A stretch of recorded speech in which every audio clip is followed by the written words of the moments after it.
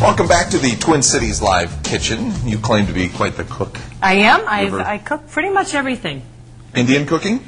Never tried it? Except for Indian cooking. I haven't tried that. I love it. I love eating it. Okay. But I don't know how to make it. I don't even think that I've made...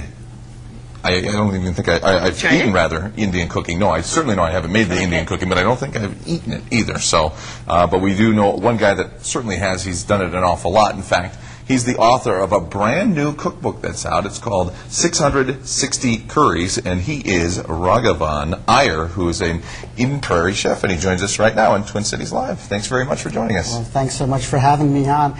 I think we should do an online service now that matches people with the curries that they like. Oh, that's interesting. It's a new thing. And you can handle plenty of people, because you got 660 to talk about. I certainly can. I said one curry a day for 2 years with time off for holidays. Yeah. So how do you arrive on 660? Well, I wanted to do 6 more, but then we thought that would be too wicked. And so we ended up starting with 1001, but the book would have gotten to be too big.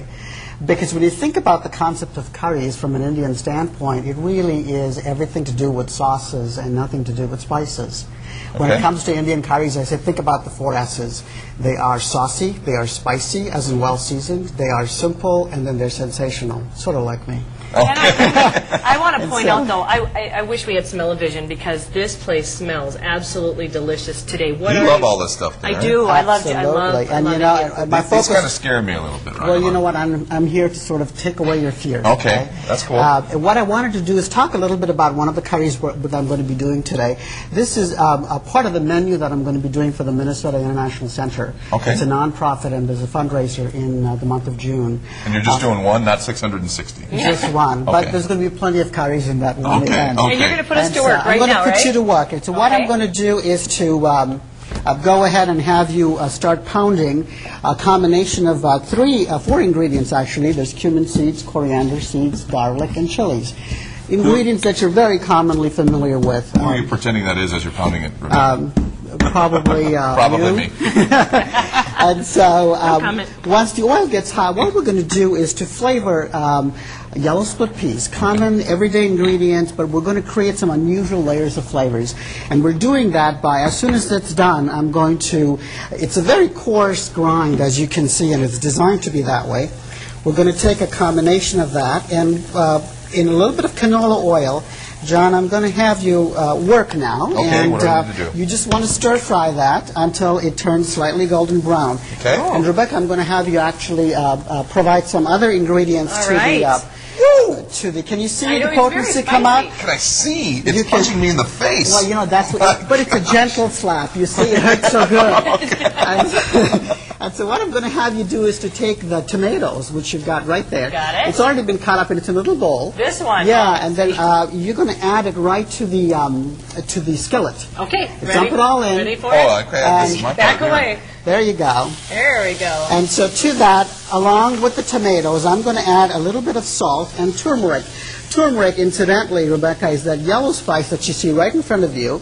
It is a ground form, and that's really what gives commercial curry powders that notorious yellow color.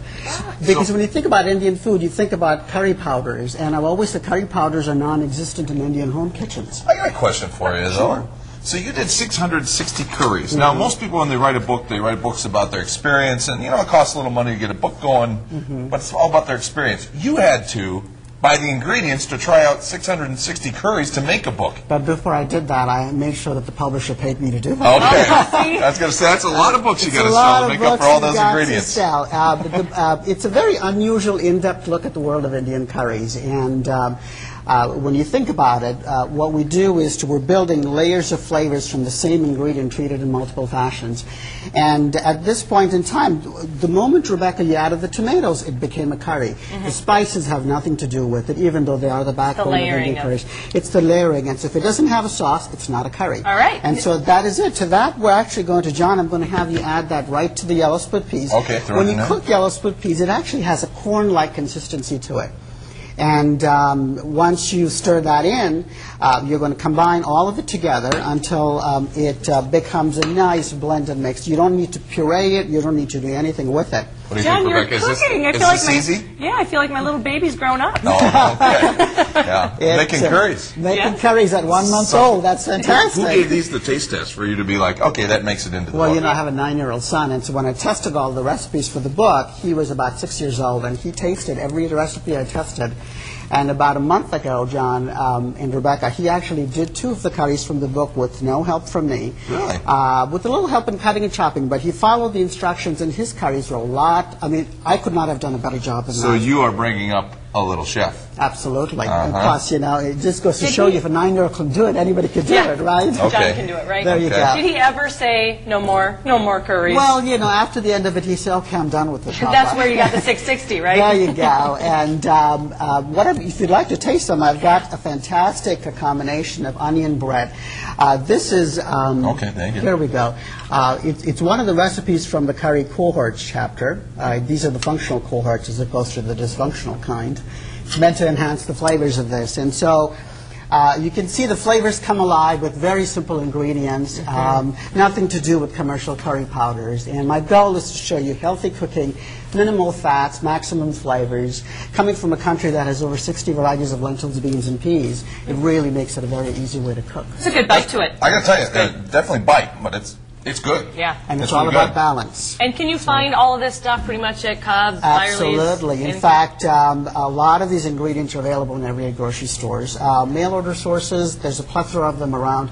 So with the click of a mouse in the middle of nowhere, you can have Indian groceries at your doorstep the next day. I noticed the bite progressing here.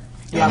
Bite's still biting harder at It's this still point. biting, but you know, again, because you're eating with breads and rice, that actually absorbs the pungency from the chilies. Okay. Well, thanks for coming on. I know you're going on tour and you're kind of kicking off the new book right here, so we really appreciate it's that. certainly my pleasure. Thanks for having me. Yes. And do stop by and check out the event for Minnesota National Center. Yeah, it sounds like it'll be tasty. 660 curries. And once you get through those, then he'll write another book. He'll come back.